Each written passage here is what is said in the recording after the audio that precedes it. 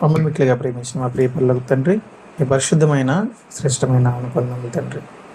తండ్రి, ప్రతిరోజు తండ్రి మీ వాక్యాన్ని ధ్యానించాలనే ఉద్దేశంతో తండ్రి ప్రతిరోజు వాక్య ధ్యానము అనే ఈ యొక్క గృహ కోడికలు తండ్రి, మిమ్మల్ని గూర్చిన వాక్యాన్ని మేము నేర్చుకునేటట్టు మీరే సహాయం చేయండి తండ్రి. ఈరోజు చెప్పబోయే తండ్రి ఈ పాఠంలో ప్రభువా మీరు నాకు సహాయం దయచేయమని చెప్తున్న నాకు, వింటున్న వీరికి తండ్రి సహాయం దయచేయమని ఆ ప్రభు మా రక్షకుడైనటువంటి యేసుక్రీస్తు వారి నామం ద్వారా ప్రార్థన మీకు సమర్పించుకుంటున్నాను తండ్రి. ఆమేన్. ఇప్పుడు వచ్చిన మీ అందరికీ ప్రభు నామాన వందనం తెలియజేసుకుంటున్నానండి. మానవ జన్మదినము రహస్యమా? పాఠం పేరు రాసుకోండి. మానవ జన్మదినము రహస్యమా? ఏమండి? మానవ జన్మదినము రహస్యమా అనే ఈ పాఠాన్ని ఈరోజు మరి మీకు చెప్పాలని ఆశపడుతున్నాను. కాబట్టి ప్రియమైన దేవుని పిల్లలు జాగ్రత్తగా వినండి. మరి అద్భుతంగా ఉంటుంది. శాస్త్రాతీతకమైన ఈ అంశాన్ని మీకు చెప్పడానికి నేను సిద్ధపడ్డాను. మరి DBTH ఫస్ట్ ఇయర్లోని ఈ పాఠాన్ని మరి మీ తండ్రి గారు సిద్ధపరచడం జరిగింది. కాబట్టి జాగ్రత్తగా మరి యొక్క పాఠాన్ని మీరు వినండి. మరి ప్రారంభించుకుందాం. మానవ జన్మదినము రహస్యమా? ఈ పాఠం చాలా అద్భుతంగా ఉంటుంది. జాగ్రత్తగా వినండి. మానవ జన్మదినము రహస్యమా అని అన్నామంటే మీరు ఇక్కడ ఒక విషయాన్ని ఆలోచించాలి. మానవ జన్మదినము రహస్యం ఎలాగా అవుతుంది? భూమి మీద పుడుతున్న ప్రతి ఒక్కరూ ఎవరికైనా తెలియకుండా పుడతారా? తెలిసేలాగా పుడతారు కదా. ఎందుకంటే అది ఎక్కడ పుట్టినా కూడా తెలిసేలాగే పుడతారు. అది హాస్పిటల్లో కానీ, లేకపోతే ఒకవేళ ఎవరైనా ప్రమాదవశాత్తు మరి ఎమర్జెన్సీ రీతిలో అంబులెన్స్లో వెళ్తున్నప్పుడు కొంతమంది అంబులెన్స్లో కంటూ ఉంటారు. అలాగే అత్యవసర పరిస్థితుల్లో ఈ వైద్యులు ఎవరైనా, డాక్టర్లు గట్రా ఎవరైనా అందుబాటులో లేకపోతే మరి కొంతమంది ఇంటి దగ్గరే కంటున్నట్టు మనం చూడగలం. మరి అందరికీ కనేవాళ్ళు అందరికీ తెలిసేలాగే కంటారండి. ఏమండి? మరి అందరికీ తెలిసేలాగే కన్నప్పుడు మరి మానవ జన్మదినం రహస్యము అని ఎందుకు అంటున్నాం మనం? ఈ పాఠం ఎందుకు పెట్టడం జరిగింది? మనిషి భూమి మీద పుట్టిన ప్రతి మనిషికి మీరు ఎప్పుడు పుట్టారు అంటే ఏదో ఒక తారీఖు చెప్తారు. నేను పుట్టిన సంగతి అందరికీ తెలుసు. అలాగే భూమి మీద పుడుతున్న ప్రతి ఒక్కరికి ఒక జన్మదినం ఉంటుంది. మరి 9 నెలల తర్వాత వీరు భూమి మీదకి వస్తున్నారు కదా. భూమి మీదకి రాకముందు తల్లి గర్భంలో ఎన్ని నెలలు ఉన్నారు? వీళ్ళు 9 నెలలు ఉన్నారు. ఈ 9 నెలల్లో ఉన్న వీళ్ళే 9 నెలల తర్వాత భూమి మీదకి గర్భం ద్వారా బయటికి వస్తున్నారు కదా. మరి ఎప్పుడు పుట్టారు అంటుంటే వీళ్ళు ఒక తారీఖు చెప్తున్నారు. మరి అప్పటి వరకు అంతకు ముందే గర్భంలో ఉన్నది ఎవరు? గర్భంలో ఉన్నది కూడా వీళ్ళే. మరి పుట్టిన తారీఖు ఎప్పుడో తెలుసా వీళ్ళకి? భూమి మీదకి పుట్టిన తర్వాత పలానా తేదీన నేను పుట్టానని చెప్తున్నారు. మరి పుట్టక ముందే, వీళ్ళ భూమి మీదకి రాకముందే గర్భంలో 9 నెలలు ఉన్నారు. మరి ఎప్పుడు వచ్చారో వీళ్ళకి తెలుసా? గర్భంలోనికి వీళ్ళకి తెలీదు. మరి వీళ్ళు చెప్తున్న తారీఖు కరెక్టేనా? కరెక్ట్ కాదు. కీర్తన గ్రంథం 139 అధ్యాయం చూడండి. అసలు మానవ జన్మదినం రహస్యం మనం ఎందుకు అంటున్నాం?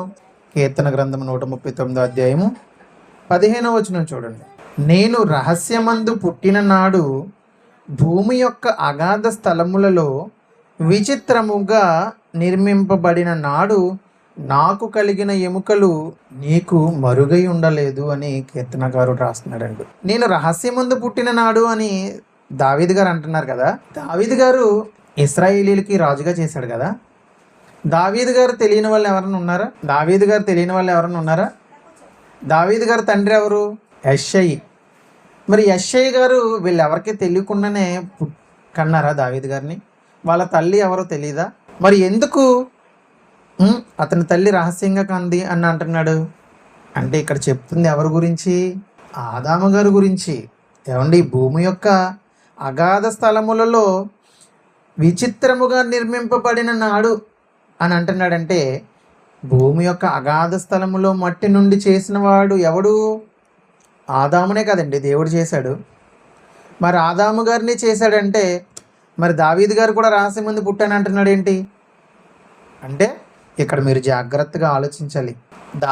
ఆదాము గారే రహస్యంగా పుట్టారా? లేకపోతే దావీదు గారే రహస్యంగా పుట్టారా? లేకపోతే భూమి మీద పుడుతున్న ప్రతి ఒక్కరూ రహస్యంగా పుడుతున్నారా అనేది మనం ఆలోచించాలి. ఏమండి? అసలు భూమి మీదకి రాకముందు 9 నెలలు గర్భంలో ఎవరు నిర్మిస్తున్నారు అండి? ఎవరు నిర్మిస్తున్నారు చూడండి. కీర్తన గ్రంథము 71 అధ్యాయము 6వ వచనం చూడండి. గర్భవాసినైనది మొదలుకొని నీవే నాకు గర్భవాసినైన మొదలుకొని నీవే నాకు ప్రాపకుడవై ఉంటివి.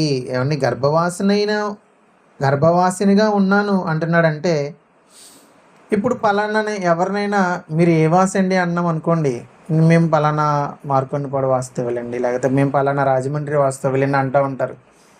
మరి భూమి మీదకి మనం ఎలా వచ్చాము అసలు అంటే, గర్భవాసినైనది మొదలుకొని అంటున్నాడంటే గర్భములో నుండి భూమి మీదకి వచ్చాడు. గర్భములో నుండి భూమి మీదకి వచ్చినంత వరకు దావీదు గారు ఎక్కడ ఉన్నాడంట? గర్భంలో ఉన్నాడు. అందుకనే గర్భవాసిని అంటున్నాడు. గర్భం నుండి బయటకు వచ్చిన తర్వాత మనం ఏ వాసులం అవుతాము? భూనివాసులం అవుతాం. ఏమండి? అందుకనే భూమి మీదకి వీళ్ళందరూ పుట్టుకొస్తున్నారంటే ఎవరి ప్రమేయం లేకుండా పుట్టుకొస్తున్నారు అనుకుంటున్నారు? దేవుని ప్రమేయం లేకుండా ఎవ్వరు భూమి మీదకి పుట్టుకురారు. అందుకనే దేవుడు కూడా ఎవరికి పడితే వాళ్ళకి పిల్లల్ని ఇవ్వడండి. అందుకని ఈరోజు చూడండి ఎంతమంది పిల్లలు లేకుండా ఉన్నారు బయట సమాజంలో. పిల్లల కోసం ఎంతోమంది చాలా బాధపడుతున్నారు పిల్లలు లేక. పిల్లలు ఉన్న వాళ్ళేమో సరిగ్గా పిల్లల్ని పెంచట్లేదు, పిల్లలు లేని వాళ్ళేమో పిల్లల కోసం ఎదురు చూస్తున్నారు. ఈరోజు ఎన్ని ఫెర్టిలిటీ సెంటర్స్ వచ్చేసినాయి, ఎన్ని సంతాన సాఫల్య కేంద్రాలు ఉన్నాయి. హైదరాబాద్లో చాలా ఉన్నాయి, విజయవాడలో కూడా చాలా ఉన్నాయి. ఇవన్నీ ఎందుకు అంటే సంతానాన్ని వీళ్ళకి కలిగించడానికి చూపించే మార్గాల కోసం వీళ్ళందరూ ఎక్కడికి వెళ్తున్నారు? హాస్పిటల్స్కి వెళ్తున్నారు. మరి హాస్పిటల్స్కి వెళ్ళినంత మాత్రాన వీళ్ళకి సంతానం వస్తుందా అంటే రాదు. ఎవరు సంతానం ఇవ్వాలి? కీర్తనల గ్రంథము 127 అధ్యాయము 2వ వచనం చూడండి. తన ప్రియులు నిద్రించుచుండగా ఆయన వారికి ఇచ్చుచున్నాడు. ఎవరికి ఇస్తున్నాడండి? తన ప్రియులైన పిల్లలకి తండ్రి అయిన దేవుడు పిల్లల్ని ఇస్తున్నాడండి. తన ప్రియులైన పిల్లలు నిద్రించుచుండగా ఆయన వారికి పిల్లల్ని ఇస్తున్నాడు. అర్థమైందా? ఇప్పుడు పిల్లల్ని ఎవరిస్తున్నారు? తండ్రి అయిన దేవుడు ఇస్తున్నాడు. చూడండి. అందుకనే ఇర్మియా గ్రంథంలో మనం తండ్రి అయిన దేవునికి ఎప్పటి నుంచి తెలుసు? ఏమండి? చాలామంది ఎవరి దగ్గరికైనా మనం వెళ్ళి భూమి మీదకి వచ్చిన తర్వాత మనం కొంచెం ఎదిగిన తర్వాత వచ్చిన తర్వాత, ఉదాహరణకి ఎవరి దగ్గరికైనా వెళ్ళి నేను గర్భంలో ఉన్నప్పుడు నేను నీకు తెలుసా అన్నాం అనుకోండి, వీడెవడరా బాబు పిచ్చోళ్ళ ఉన్నాడు అనుకుంటారు. ఏమండి? మరి తండ్రి అయిన దేవుడు ఏం చెప్తున్నాడు చూడండి ఒకసారి. కీర్తనల గ్రంథము క్షమించండి, ఇర్మియా గ్రంథము 1వ అధ్యాయము 4వ వచనం.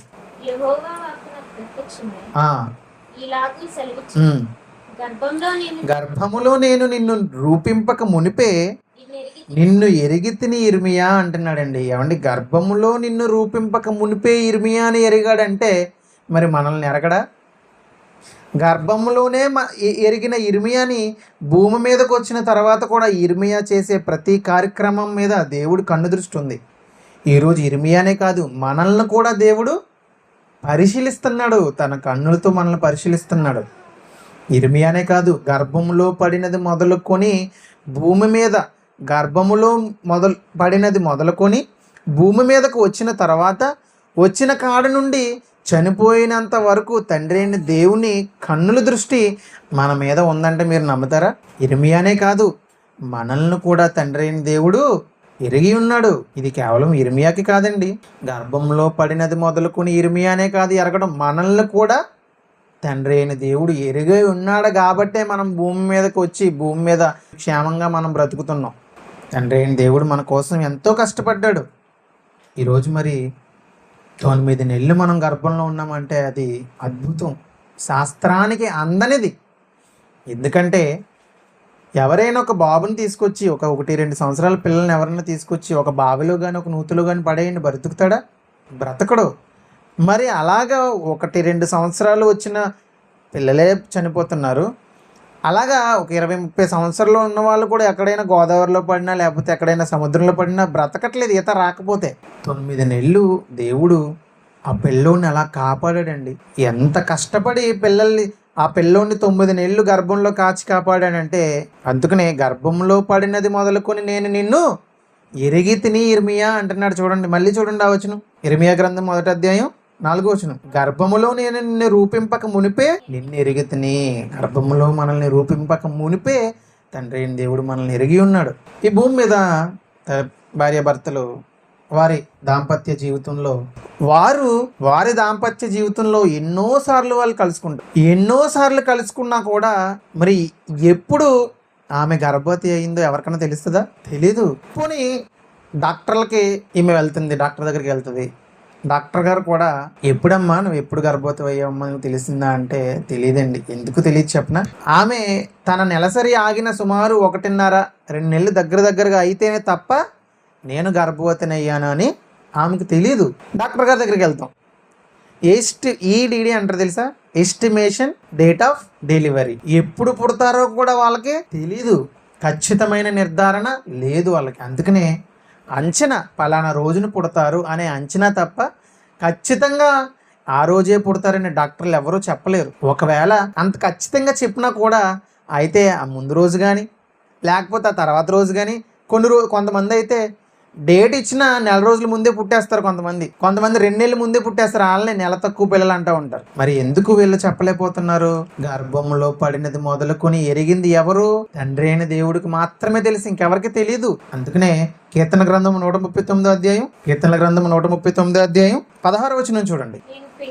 నేను పిండమునై ఉండగా నీ కన్నులు నన్ను చూచెను. ఎవరు చూశారు?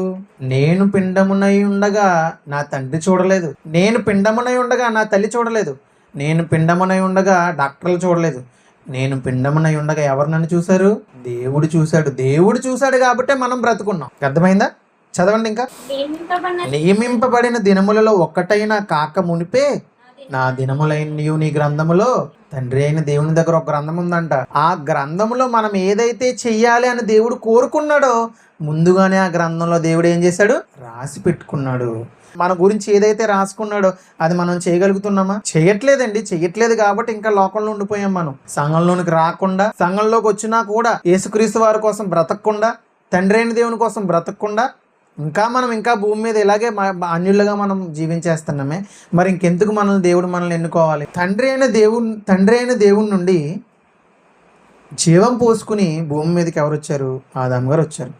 ఆదాము అవ్వగారు కూడినప్పుడు ఎవరిని కన్నారు? కయ్యను గారిని కన్నారు. కయ్యను గారిని కన్న తర్వాత ఎవరు పుట్టారు?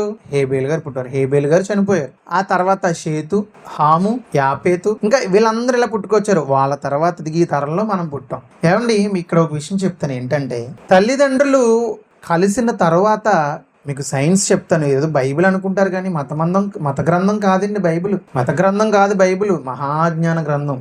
శాస్త్రాలన్నిటిని మట్టు పెట్టుకుని వచ్చేస్తుంది. శాస్త్రాలన్నీ బైబిల్ ముందు తలదించాల్సిందే. ఎందుకంటే గర్భంలో పడినది మొదలుకుని తండ్రి అయిన దేవుడికి తప్ప ఇంకెవ్వరికి తెలియదని బైబిల్ చెప్తుంది. అయితే తండ్రి తల్లి కలుసుకున్నప్పుడు అండి ఇక్కడ ఏం జరుగుతుందంటే మీకు అందరికీ తెలియాలి.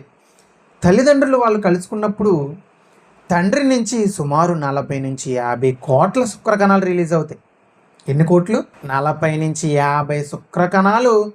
40-50 కోట్ల శుక్రకణాలు తండ్రి నుంచి బయటికి రిలీజ్ అవుతాయి. ఈ శుక్రకణాలు రిలీజ్ అవుతాయి కదా, తల్లి దగ్గరికి చేరే లోపే మధ్యలో సుమారు 10 కోట్ల శుక్రకణాలు ఏమైపోతాయి?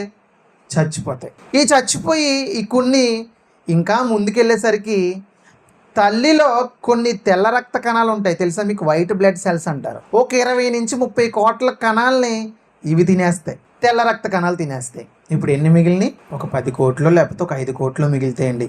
ఈ 10 కోట్లు 5 కోట్లు కూడా అవి ప్రయాణం చేస్తూ ఉంటాయి. ఎక్కడికి? తల్లి అండం దగ్గరికి ప్రయాణం చేస్తాయి.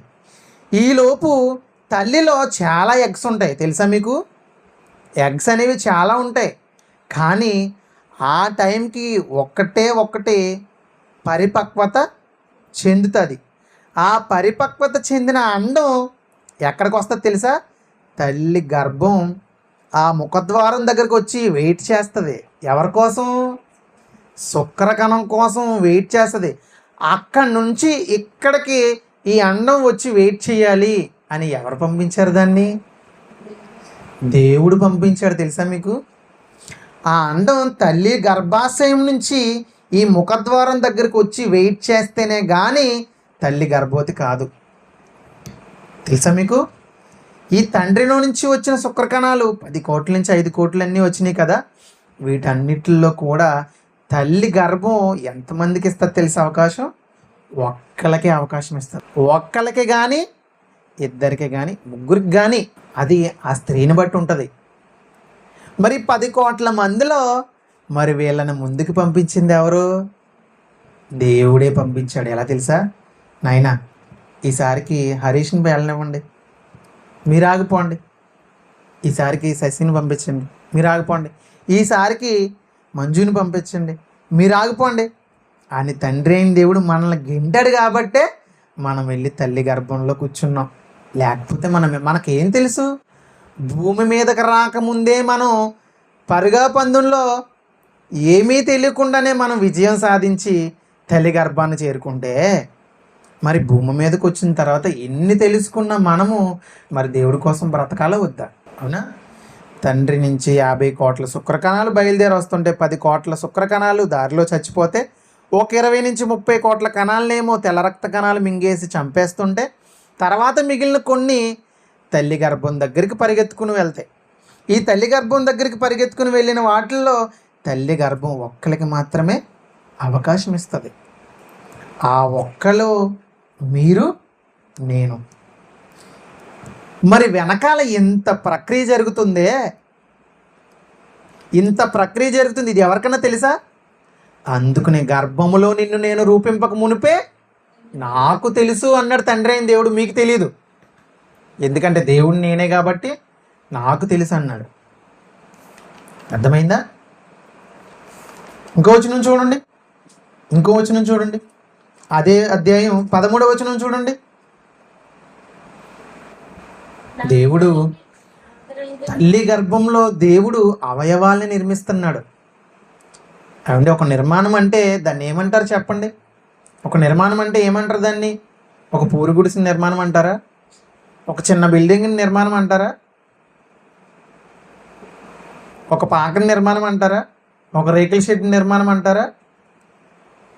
మరి తల్లి గర్భంలో నిన్ను నిర్మిస్తున్నాను అంటున్నాడంటే ఆ నిర్మాణం ఏంటి?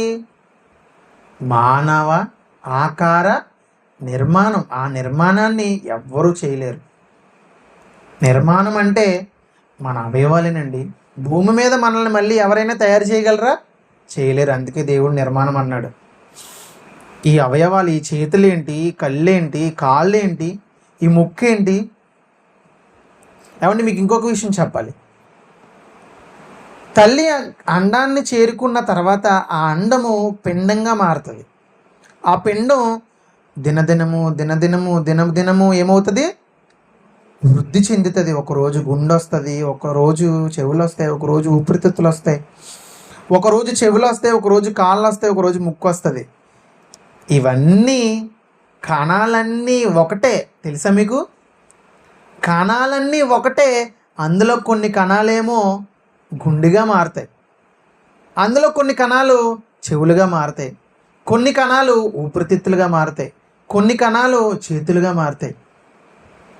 మరి వాటికి ఆ కణాలని ఊపిరితిత్తులుగా మారమని చెప్పింది ఎవరు? గుండెగా మారమని చెప్పింది ఎవరు? మనం చెప్పామా? దేవుడు చెప్పాడు, దేవుడు చేశాడు. అందుకనే చాలా కష్టమండి. మనిషి శరీరంలో ఏదైనా ఒక అవయవం పోయిందంటే అది ఎవరికి దొరకదు, ఎక్కడ దొరకదు. అందుకనే ఒక మనిషికి రక్తం కావాలంటే మరో మనిషిని ఆశ్రయించాలే తప్ప అది ఎక్కడ దొరకదు. అర్థమైందా? ఒక కారు స్పేర్ పార్ట్స్ పోయినాయి అనుకోండి, ఇంకో కారు తెచ్చుకోవచ్చు. ఒక బైక్ది ఏదైనా లైట్ పోయిందనుకోండి, ఇంకోటి తెచ్చుకోవచ్చు, మనం తయారు చేసుకోవచ్చు. కన్ను పోయిందనుకోండి, కన్ను తయారు చేయగలమా? చేయలేం. కన్ను పెట్టుకుంటాడు తయారు చేసింది, కానీ కన్ను కనిపించదు. అదేంటంటే కన్ను వెనకాల ఇంత హోల్ ఉంటుందండి, ఇక్కడ నుంచి ఇదంతా ఇంత హోల్ ఉంటుంది. ఆ హోల్ కనిపించకుండా కన్ను అడ్డు పెట్టుకుంటారు. కన్ను కనిపించదు. ఒకవేళ కనిపించాలంటే మళ్ళీ ఎవరి కన్ను తీసుకున్నా ఎవరిదైనా కన్ను తెచ్చి బిగించాలి తప్ప కళ్ళు కనిపించవు. లేకపోతే దేవుడు అవయవాల్ని అంతా పకడ్బందీగా తయారు చేశారు. వేరేవాడు ఎవడు చేయడానికి వీలు లేదు. అలా చేశాడంటే దేవుడు ఏమైపోతాడు? దేవుడు అవడు. దేవుడు చేశాడంటే అది ఖచ్చితంగా మనిషి చేయలేడు. ఈ భూమిని ఎవరైనా మనిషి తయారు చేయగలరా? చేయలేరు. సూర్యుని చేయగలరా? చేయలేరు. చంద్రుని చేయగలరా? చేయలేరు. దేవుడు చేసిన ప్రకృతులు ఏదైనా తీసుకోండి, మనిషి చేయలేడు. మరి మనిషి చేయలేడు అన్నప్పుడు దేవుడు ఉన్నాడని దాన్ని నమ్మడానికి మీకు నొప్పి ఏంటి? ఇలా అడుగుతుంటుంటేనేమో మేము ఎందుకు నమ్మాలి అంటున్నారు. మీది మత గ్రంథం అంటున్నారు. మీరు క్రైస్తవులు అంటున్నారు. మేము క్రైస్తవులమే, కానీ మేము మతం కాదు. మార్గం. ఏ మార్గం? పరలోకానికి మార్గం.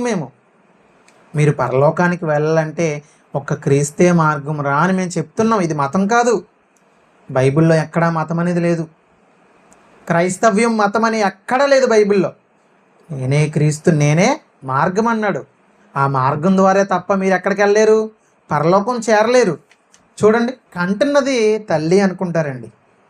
పిల్లల్ని కంటుంది తల్లి అనుకుంటారు, కానీ నిజంగా తల్లే కంటుందా? తల్లి కనట్లేదు. తల్లి ఏం చేస్తుంది? శరీరం ఇస్తుంది.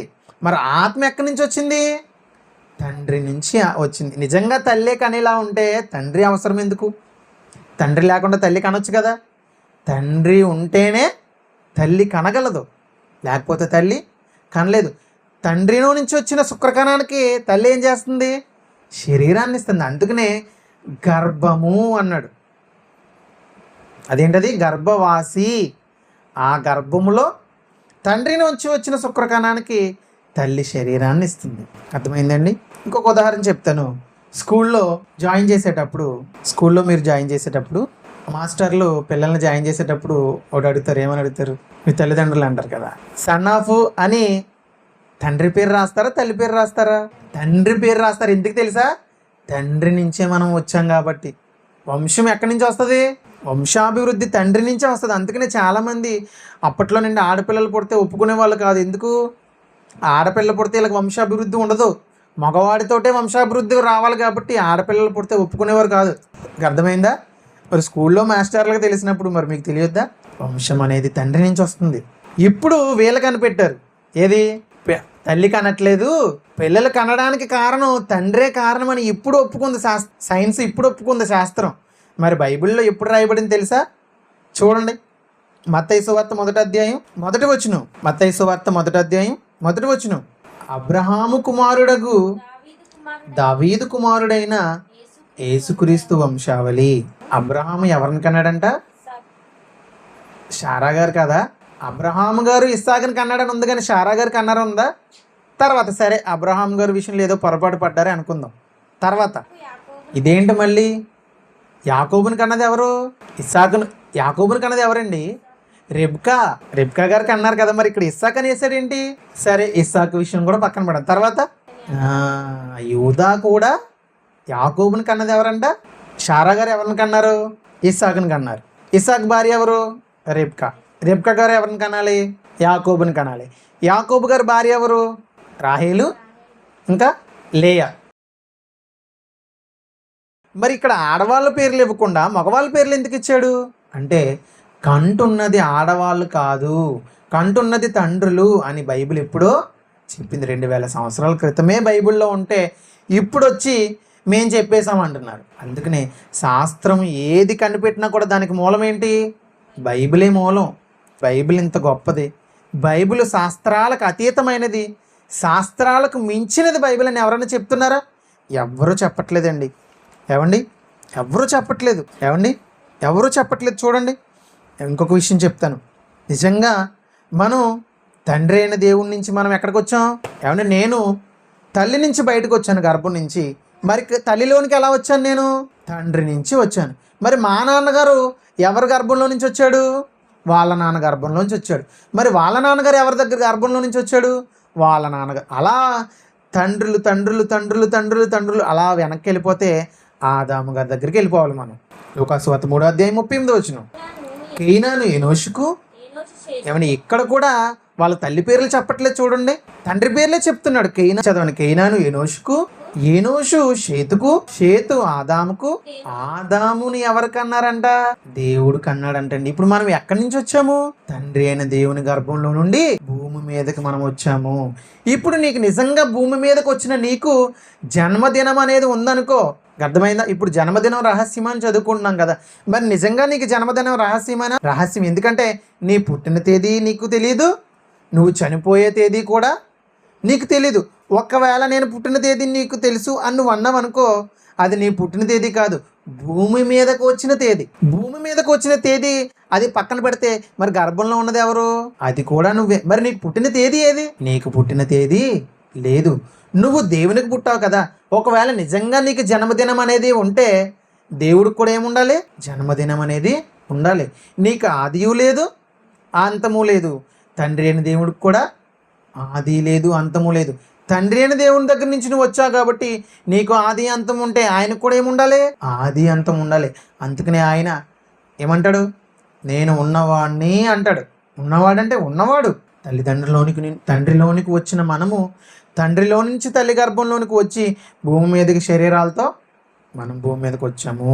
కీర్తన గ్రంథము 90 అధ్యాయము మొదటి వచనం, ప్రభువా తరతరముల నుండి మాకు నివాస స్థలము నీవే.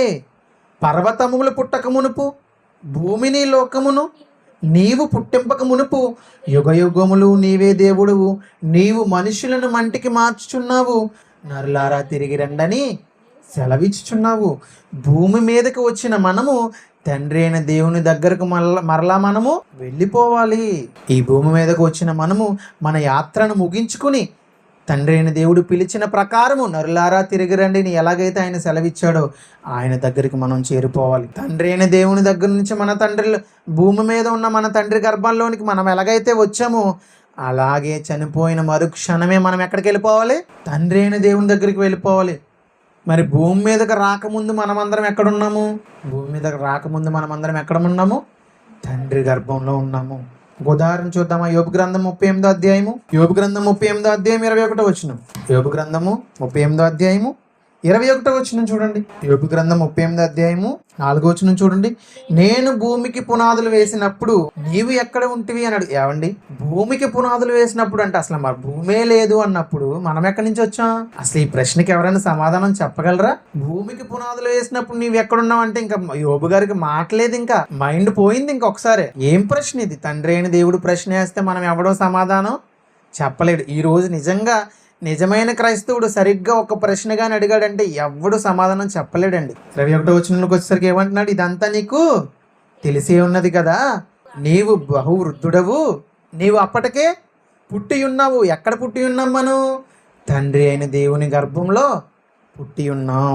కీర్తన గ్రంథం 119 అధ్యాయము 57 వచనం చూడండి. యెహోవా నీవే నా భాగము. యెహోవా నీవే నా భాగం. మనం ఎక్కడి నుంచి వచ్చామంట?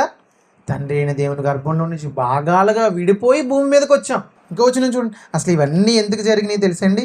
తండ్రి అయిన దేవుడు భూమి మీదకి మనల్ని పంపించడం, మనం తండ్రి అయిన తండ్రి గర్భంలో నుంచి మళ్ళీ మన తండ్రుల గర్భంలోనికి మనం రావడం, ఆ తర్వాత మన తల్లి గర్భంలోనికి శరీరం కోసం మనం రావడం, అక్కడి నుంచి భూమి మీదకి రావడం, ఇవన్నీ ఎందుకు జరిగినాయి తెలుసా? ఎఫెసీ రాసిన పత్రిక 1 అధ్యాయము 4 వచనం 6 వచనం. ఎట్లనగా తను ప్రియనియందు తాను ఉచితముగా మనకు అనుగ్రహించిన తన కృపామహిమకు కీర్తి కలుగునట్లు తన చిత్త ప్రకారమైన దయా సంకల్పము చొప్పున యేసుక్రీస్తు వారి ద్వారా తనకు కుమారులుగా స్వీకరించుటకై మనలను ముందుగా తన కోసము నిర్ణయించుకున్నాడు. ఏమండి, జగత్తు పునాది వేయబడక మునిపే మనల్ని ప్రేమ చేత ఆయన క్రీస్తులో ఏర్పరచుకునెను. ఈరోజు నీకు నిజంగా నీ జన్మదినం రహస్యమా అంటే రహస్యం. నీ జన్మదినము రహస్యమే, నీ చావు దినం కూడా రహస్యమే. నువ్వు ఎప్పుడు పుట్టావో నీకు తెలియదు. నీ పుట్టిన తేదీ అది కేవలం భూమి మీదకు వచ్చిన తేదీ మాత్రమే తప్ప నీవు గర్భంలో ఎప్పుడు పుట్టావో నీకు తెలీదు. నీ పుట్టిన తేదీ నీకు తెలీదు, నీ చనిపోయే తేదీ కూడా నీకు తెలియదు. ఈ రెండూ రహస్యమే. అందుకనే రహస్యంగా దేవుడు ఎందుకు ఉంచాడు తెలుసా? దేవుడికి మరణదినము లేదు, జన్మదినము లేదు. ఈ మరణదినము జన్మదినము నీకు తెలియనప్పుడు నువ్వు ఎంత జాగ్రత్తగా ఉండాలి. ఏమండి, ఒక మెడిసిన్ ఉందనుకోండి, ఒక ట్యాబ్లెట్ ఉందనుకోండి, దాని మీద ఒక ఎక్స్పైరీ డేట్ ఇస్తారు. ఆ ఎక్స్పైరీ డేట్ అయిపోయే లోపు ఆ మెడిసిన్ మనం ఏం చేయాలి? వాడేసుకోవాలి. మరి నీకు ఎక్స్పైరీ డేట్ ఉందని నీకు తెలుసు, కానీ అది ఎప్పుడు వస్తుందో నీకు తెలియదు. మరి నీ ఎక్స్పైరీ డేట్ నీకు అయిపోయే లోపు నువ్వు ఎంత జాగ్రత్తగా ఉండాలి? ఎంత జాగ్రత్తగా ఉండాలి? నువ్వు చాలా జాగ్రత్తగా ఉండాలి. దేవుడు నీకు ఇచ్చిన బ్రతుకుని దేవుని కోసం అర్పించాలి. అర్థమైందండి? మనిషి జన్మదినం రహస్యమే. అందుకనే మనిషి జన్మ ఎవ్వరికి తెలియదండి. ఏది చెప్పాలన్నా అది బైబిల్ నుంచే. పాపము చేస్తామని తెలిసినా కూడా మనల్ని దేవుడు రక్షించాలని కోరుకున్నాడు. అందుకని యేసుక్రీస్తు వారిని పంపించాడు. మనల్ని అందరినీ యేసుక్రీస్తు వారి ద్వారా కుమారులుగా స్వీకరించాలని తండ్రి జగత్తు పునాది వేయబడక మునిపే ప్రేమ చేత ఆయన మనల్ని ఏర్పరచుకున్నాడు. అందుకని మనిషి జన్మదినము రహస్యమే.